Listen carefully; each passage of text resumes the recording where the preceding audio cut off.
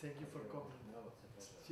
So we are actually, the moment is very, very important and decisive. So next week the negotiators will meet here in Barcelona to try to find a solution, a way forward before Copenhagen, because this is the last opportunity before Copenhagen to agree. Of course, it's very likely that a lot of issues will be left to be then finalized in Copenhagen between the heads of state. But in the negotiations, there are two main issues that one needs to agree on. First of all, how do we make sure that the emissions, greenhouse gas emissions, will be reduced so that the global temperature will not increase more than 2 degrees. That is the most important thing. And then the second important thing is how we secure technology transfer and its financing from developed to developing countries to do their bit, but also to adapt to the climate change. In the world.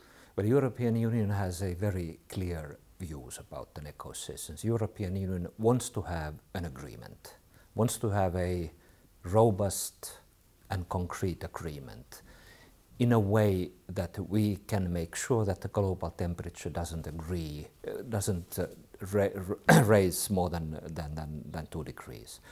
As far as the European Union is concerned, as you know, we have already made a commitment of 20% reductions by 2020. And in fact, last week in the European Council meeting, environmental ministers agreed further cuts by 2050 towards 80 to 90% of the reductions, which is going to be needed. Well, I think everybody agrees that there's a problem there. Everybody agrees that climate is changing, and everybody agrees that we need to cut the emissions. There's no debate about that. But how this is going to be done and how the commitments are going to be made, so this is now under discussion.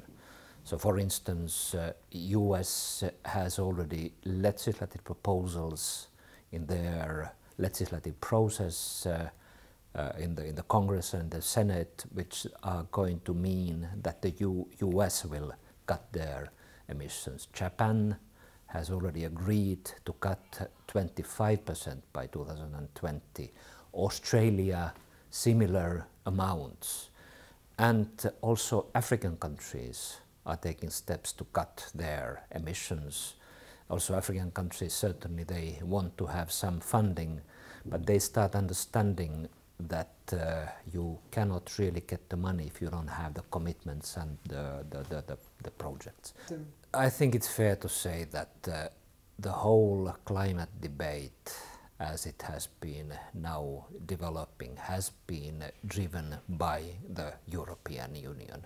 So without European Union being a driver, we would not be as far as we are. But now we need to have everybody to commit themselves. Well, Copenhagen, we will have an agreement from the Copenhagen. It is going to be a big milestone and hopefully very robust agreement. But in all cases, it is just a milestone. Then the work really starts after the Copenhagen.